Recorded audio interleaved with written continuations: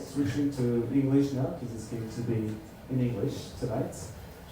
So, just checking everyone is here. All right. So, hi everyone. Welcome to this panel discussion on how to align AI with product for organizational success. So, AI is no longer just a buzzword. It's reshaping tech organizations, whether it is refining our product roadmap, improving operational efficiency, or maybe inventing some customer experience. It has become a business necessity. Today we're fortunate to have 4 distinguished panelists and product leaders from 4 diverse tech organizations with us tonight. So we'll be covering a range of topics with them, but before we get started, let me introduce them. So first of all, we have from the closest to the furthest, we have Fred Bardol in English, right? Lead Product Manager AI at Scaleway. Welcome, Fred. Then we have Fabian Strunden, sorry for my German accent, very poor. AI Product Lead at Miro.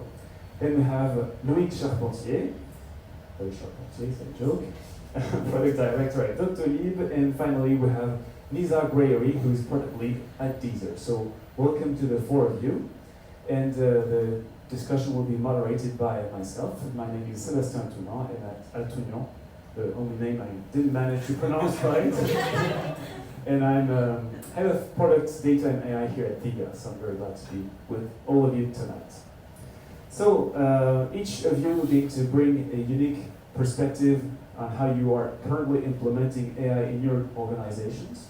We'll be covering a variety of topics, including how to align AI with organizational strategy, how to approach cross-functional collaboration, and how to identify and demonstrate the business value of AI with clear KPIs. There will be a Q&A session at the end of this discussion, so if you have some questions, feel free to just write them down, and we'll give you the opportunity to ask them at the end of our discussion. And after that, there will even be some beers, so stay tuned. So, let's kick things off. First of all, I'd love to hear from you guys how you in your organizations are currently implementing AI, working on AI. Is it a core element of the product strategy or more of a marginal addition to it? So maybe let's start with you, Fabian. Can you tell us a bit about it? Cool. Hi, nice to meet you all. Excited for the evening. Yeah, I think the answer is absolutely yes. It is core to Miro. If anyone saw Canvas 24 yesterday, we launched the 2.0 of Miro yesterday, introducing a whole new world of how AI is embedded into the product and how it really accelerates work across kind of the 3 key stages that we observe that most of our customers that define product go through, which goes from discovery to the definition and then the delivery of software or hardware or chemical pharmaceutical products that are being developed in Europe. And yeah, it has absolutely transitioned. I think we have come a long way from where we started, I think 2 years ago, really starting to think about AI. I think ChatGPT, introduction of ChatGPT was really the dawn of when we all realized we're either going to bring AI into our product or our users are going to go elsewhere. Because at the end of the day, time is money. We all need to do our jobs fast. The expectations are constantly rising. So we are building the tool to innovate and to make work happen. If we don't have AI in it, we will lose our users. So I think it was a long journey, however, to go from there to us becoming the intelligent canvas and pivoting our product to be AI first and centric. And I think there was a lot of convincing, demoing, not define to build, but really build to define, exploring product, showing it to our users, to our leadership, to really bring it in the direction where it is. And I think it has been really a journey of like failing forward as well. I think there was a lot of assumptions that we are constantly, again, validating things that we imagine and hoping to work, and only when we put it out there, we see it's totally different. The technological advances that have happened every month have made things possible 3 weeks ago that we dreamt of a year and a half ago, but we weren't able to deliver on, and we were really sad when we couldn't deliver on that because they were our dreams. And all of a sudden these things are becoming possible now, because not only we are moving in that direction, but everything is moving towards that direction. All right, thanks a lot. I'm sure you'll tell us how you made your dreams come true a bit later today. Maybe we can ask the same questions to all the three of you guys. Louis, Lisa, and Fred. Yes. Hello, good evening, everybody. So at Doctolib, same, AI has become really core to our product strategy. What we believe also is that in healthcare there's been a lot of tech behind in terms of quality of what's being delivered in terms of products, and we really think that AI will accelerate this transition towards tools that really support day-to-day work of healthcare professional, patients, and so on. So yes, that's clearly has been worked on since 2 years ago, approximately also, having acceleration with also some announcements, not in the past week, but next week. We'll talk about that a bit later, but it's really kind of in our strategy. All right, thanks. Lisa, maybe? Thank you. So it's not on the topic at Deezer. AI, we have been working on it for last 10 years, and AI is very central at Deezer because the world become more and more AI, and users know that, and we have to create more and more tools that could be help really and faster users. So we have learned to work with it today, and in a product vision is more and more central. So is that it? Guys? Great, thanks. And let's finish with you. Fred? So we are Scaleway. We're a cloud provider, cloud service provider. You may not know us, but we are the equivalent of AWS or Google Cloud Services, but we are in France. And as a cloud service provider, we provide compute power to our users. And so we have invested massively in GPU clusters, because as you may imagine, when you want to train a model, you need huge amounts of GPU.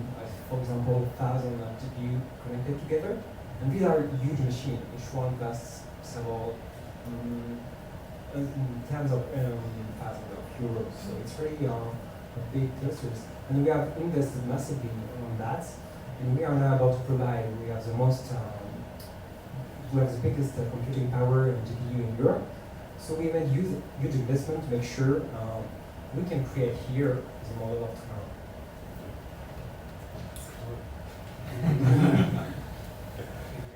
All right, well, we'll hear about it in just a bit of time now. Thank you very much to all of you for this first round of, these first words. Now, one of the challenges when it comes to AI implementation is, basically to find the right organization to do so.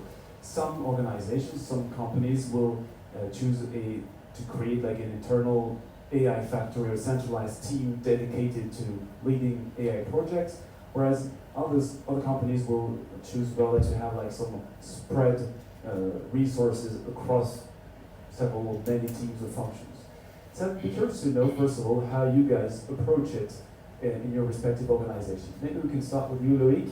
How do Doctolib approach this? Yes, so Doctolib, what we did was really start from the ground up, having an updated vision that integrated elements from generative AI impact, and so we crafted that.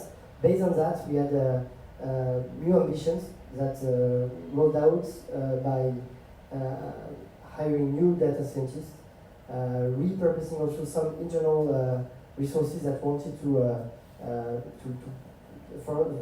learn about data science and move to the new positions. And we so those first strong hiring on that part. We did some acquisition also, and based on that, we created both squads that were really centered on AI-powered products. So several squads divided and targeted for each product that we wanted to create, and a centralized platform that would provide infrastructure, services, all the required underlying infrastructure to make sure that those teams are efficient. So that's still not fully deployed to all teams. We have still AI-powered products teams that are really deeply working on AI, and other teams not yet implementing augmentations for AI. But that's a way of starting up the implementation of that in the organization. It was also to deliver the best value the fastest possible, and then delivering that to every team with use cases coming up with capabilities being available internally and so on. Right? Makes sense. It does. Yes. So at Deezer, we, as I told you before, we have learned to work with AI, and we have built a strong organization that fits with the way we feel most comfortable integrating innovation AI in the product. So we have two dedicated teams. Okay, why dedicated team? Because we think that AI needs specific skill, build model needs specific skills, and these guys try to be focused, you know. So the first team research, led by Emmanuel Moussalam, try to find what is possible to do with AI every day. Okay, regarding the market evolution, the AI evolution, the global research, but also what about the competition, what they are working on, and the second team, data science, very helpful team because they try to find what it's possible to do right now with the product we already have, and we with the data we already have, and very helpful to go faster and delivery features very fast. So what is about the work across team? The work across team is very easy because both teams used to introduce their research and spread the AI culture through the company, especially at the engineering team, product teams. And at this moment, we could start a co-design approach to build the best product with best value.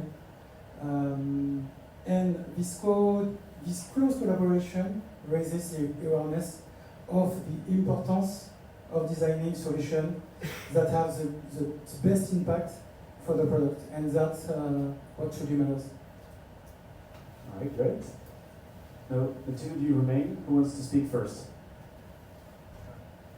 Thank you. So, as a cloud service provider, you have already to provide a lot of services because, for example, Scaleway has already 60 products.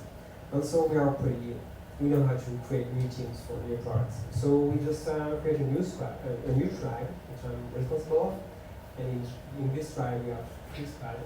The first one is responsible for all the inference. So for example, you can deploy an LLM and managed by Scaleway, and you just have it's an LLM, it's an endpoint, it's an API, you can just use it the same way you can use OpenAI API.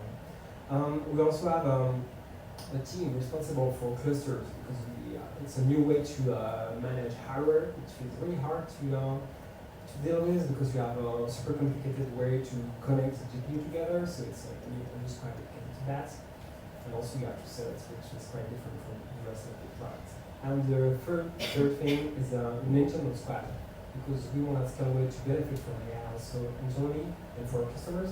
So this squad is responsible for creating internal products and makes the AI available also in the other products. I think there was definitely some excitement up here for what you're offering.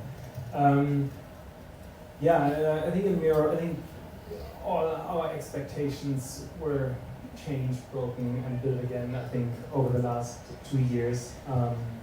And I think we already in Miro had a kind of data science group. So I really love hearing from you also how long kind of the lifespan is of you guys working together with data science, developing product, and you have these very well formulated divisions. I think that's really cool to hear. Definitely want to hear more about that. When in our, we really like tried stuff out. So we had data science, however, they weren't really building product at the pace that was expected. We built a whole new product team from scratch around, and our belief was we can build things fast as long as we build on existing models. That obviously has its own limitations as well, but that's kind of what we did. And through the speed, we were very much not in sync, I think. And I think we needed to find and learn how to work together with very different approaches of working. And I think we're getting better at that. I think what's really helping now is we have made acquisitions of people who have, like you mentioned, a long history of experience of working together. And through that acquisition, we get people in who have experience in scaling kind of this AI team up. I think your question was a bit more around how do we scale it across the organization. I think what we really wanted was that we augment, that's how I pitched my team originally, we augment Miro, like all of Miro, to augment Miro with AI. So we wanted to help all the teams build AI into their respective capabilities that their own, in the use cases, the various teams are responsible for. And we found that it didn't work, unfortunately. I think we were really hopeful. We really built like a big proxy where we handled all sort of the back end to it, and we hoped the teams would just do it. And there was so much fear and so much expectations around what one needs to know to build an AI feature. And I hope that we can break that down over time, but I think what the result of this is that we are going to a different, very centralized approach now. There's one team of AI excellence building AI features and maybe taking some people along the way. But the scaled approach across the whole organization didn't work, and what we found is that people are really scared to branch into, think of it, in my opinion, people think of it to be more magical and more abstract and more complex than it really is at the end of the day. All right, very interesting. And maybe you'll tell us a bit more about how to overcome this later. But what it already shows is that AI is not just about the future. It is already at work, at least in your respective organizations. So maybe you can take a few moments now to showcase us a bit your current AI initiatives. So maybe we can start with you, Nizar, because you already have your slides on. Yes, maybe you can share the next slide. So, yes, AI is not just about the future. You're right. Okay, the guy is hijacking the... So, you're right, AI is not about the future. So, at Deezer, we got two kinds of story with AI. We got AI services, I told you before about it. So we built a lot of tools that could help right now, users. So we have a problem to solve. That is the most important. And in another way, we have AI creative. So what is the creative AI?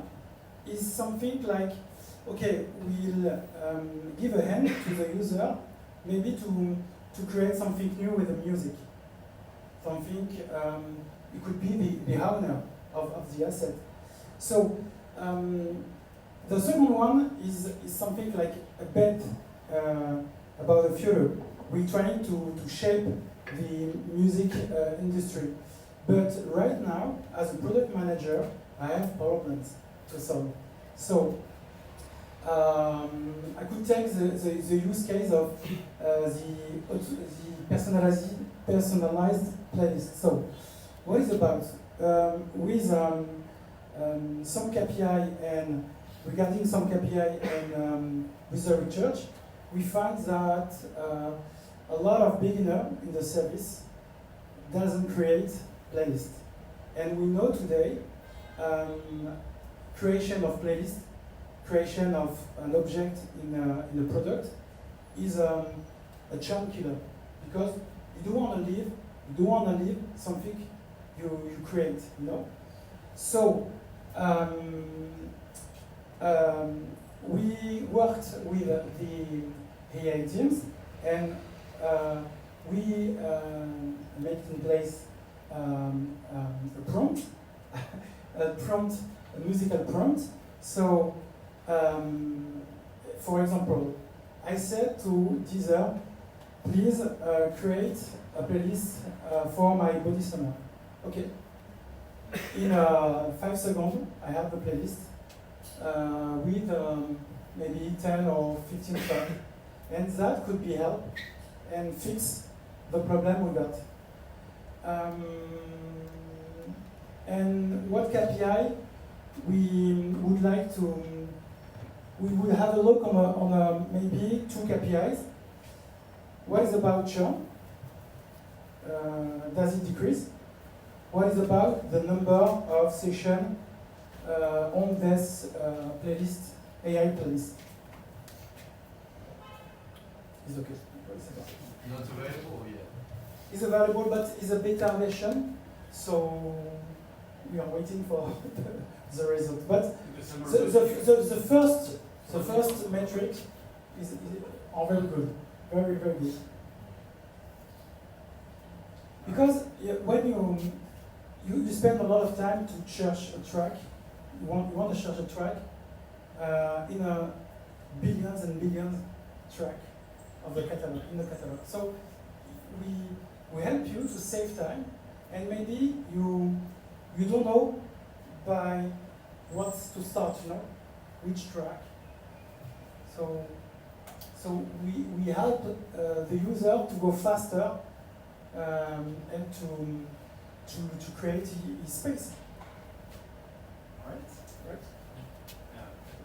Maybe who wants to go next on the same question? Basically, what are your current AI initiatives?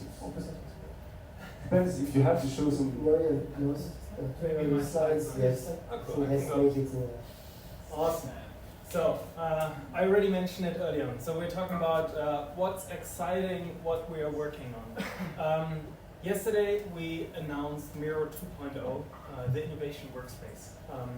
And here the tagline that we had on Product Hunt was where AI turns ideas into prototypes, plans, briefs, and more. And we did manage to get the first place yesterday, which is very exciting. But the key functionalities that we're focusing on, and I was kind of laughing when I saw your interface because it does have a prompt box and a generate button. Oh. There's definitely lots to come on the interface front for AI. Okay. But yeah, interesting that today the products, regardless of whether you're in a productivity suite or a music app, doesn't look too different from each other. What we're unlocking here is that users can just either start from a blank canvas and start choosing sticky notes and generate around the prompt a starting set of sticky notes.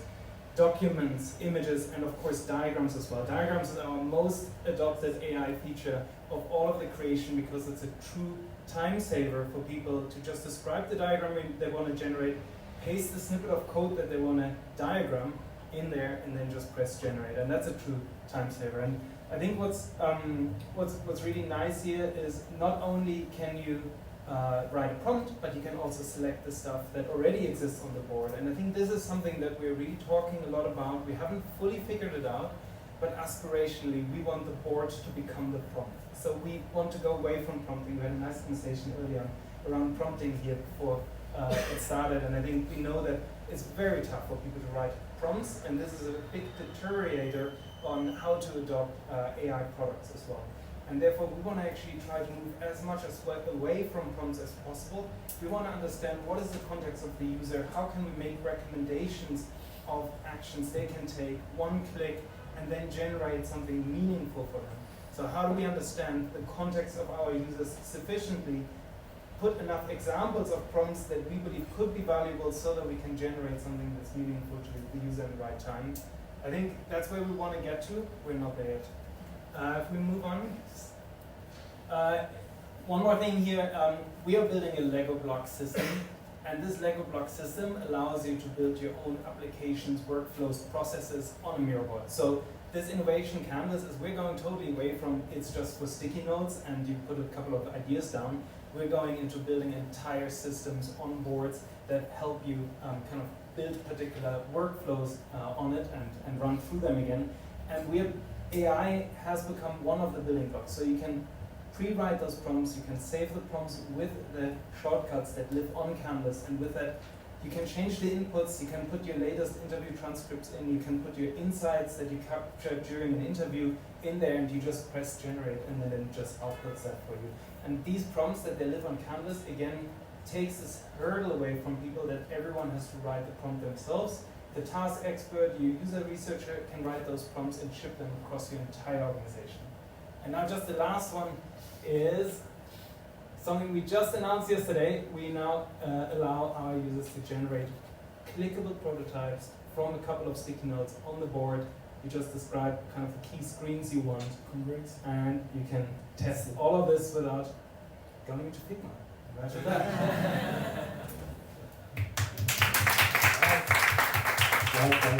Impressive. Just a few months and we see what's coming years. Is there Scaleway? No. Let's go. So on Doctolib, I didn't mention that, but actually, I guess the mission on the patient side, so having improving your health. I guess everybody has heard about that, but usually people know less. Is that our huge focus is to help healthcare professionals have a better life, daily life at work. And so what I'm going to present to you today is mostly centered on that. And if you put yourself into in front of a doctor at his office, I think you already see that a doctor looking at you sometimes, but also a lot at his screen, typing and stuff into his computer. And what you don't know is that behind that, usually there is poor taken notes of what is your disease and so on. And then doctors have a huge struggle to keep up on your medical profile and so on. So when as we are providing this software, which is a way to track all your data, all your medical data, your prescriptions, your medical history, and so on, we have created that, but we knew about this struggle, and so that's why we came up what we call consultation assistant, which is and listen in the ambience of the consultation, what is being said between the patient and the doctor. So the doctor can just look his patient, you, in the eye, really focus on you, and the notes will be taken at the end just by listening to that and summarizing what's being said. So we have started to roll that out. It's like really, the doctors are loving it. They thank us because they are feeling of getting back to their early days where they would simply look patients in the eyes, and when they are students, they usually don't have those computers next to them. So they are directly in focus with the patients. So they are feeling young again, we say, and loving this product. So it will be announced. You have a bit. Will be announced next week. Second focus is about, and it's not in Germany actually. We have digital services, but there are a lot of patients who still like to call their practice, who wants to have a phone call, who are not easy, who don't find it easy to online, especially elderly people. It's not fully the case in France, but still there are cases. And what we provide with the phone assistant is really providing an automated answering agent to take information from the patient. It can be booking an appointment directly within the Scaleway with just interacting with the patients through voice on the phone of the practice, of the medical practice. It can be taking a request. It can be answering basic questions. And last but not least, more internal, but what we provide to doctors is really helping them in their daily life. And so we have came up with a help center which is enhanced through AI. They can find help on configuration of the Doctolib suite directly within the product, avoiding calling us. We have like a huge workforce on answering requests from doctors to configure, to do advanced configuration on their suite, and they can do that through their personal assistant.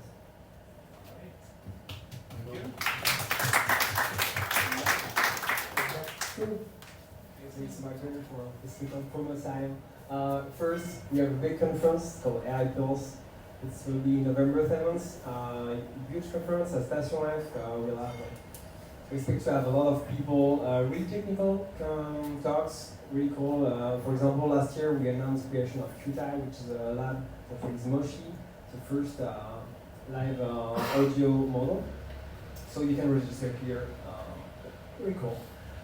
The next topic I want to talk to you about is generative API. So normally it was Thiga who was supposed to be there. He's the PM responsible of that product. And it's not really a great product. Basically, in a nutshell, it's a replacement of OpenAI API. But there's a lot of features. So you can do LLMs, you can do embeddings, you can do image, you can do function calling, all the things you need for generative API, basically. And the good news is it's hosted in France. It's has a low carbon impact. And the best news, it's free until the end of the year because we are still in beta. And so, yeah, come give it a try, and it will be released publicly at AI Pulse. But if you want a private beta access, just send me a message, and yeah, we'll do it. Thank you so much. So maybe we can Back to to our seats, trying to display our beautiful face of the game. Right, so we have seen some very encouraging stuff from you guys, but for all of this to succeed, all of us, you need buy-in both from leadership and from cross-functional teams. So I'd be curious to know how you have gotten this buy-in and how you have managed to get everyone on board. So maybe we can start with you, Fabian. How did you do this? Cool. Yeah, it's. I think I mentioned early on it has been a really long journey, and I believe our leadership called us AI first long before they put the money where the slogan was. I think we had a customer just last week. I was talking with them, and they had a nice phrase which was like, "AI is like teenage sex. Everyone is talking about it, but nobody has it." And it's just like I think that. Good. We cut that out of the recording. I think it's just like that, absolutely for us as well, that everyone talks about AI and everyone wants it, but nobody is willing to invest the years and the effort and that disappointment and the continuous struggles with like, okay, you build a cool prototype, now you put it out there. How are you going to maintain it? You upgrade it to a new model behind it, or everything that worked before isn't working anymore, but it's faster. These kind of struggles are just endless, and I think the amount of continuous. How do we, keep our leadership engaged? That's a good question. I think we talk a lot to customers. We have an unbelievable team that represents us towards our customers, and a couple of them are here today as well.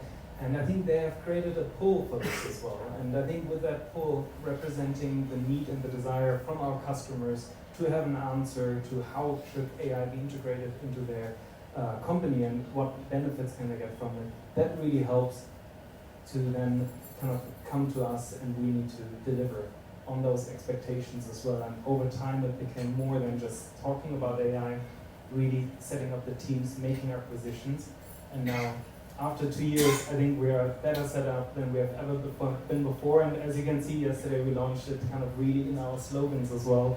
And I'm excited for what's to come. But it took us 2 years, I think, to get here. All right. Guys, want to tell us a bit about this? Yes. So if we look at how we did that, at Doctolib was, in fact, in order to start, we really started from having few data scientists in the corner again. So this was also the setup we mentioned earlier, and so moving from that, which were trying, as you mentioned, demonstrating stuff which were not really requested by our users, which were how we can help, how we can get stuff going, and so on. And at one point, I think, and obviously generative AI switch was one proving that we could do stuff that were really switching into what could be delivered. The gap was seeing how this can bring value to users.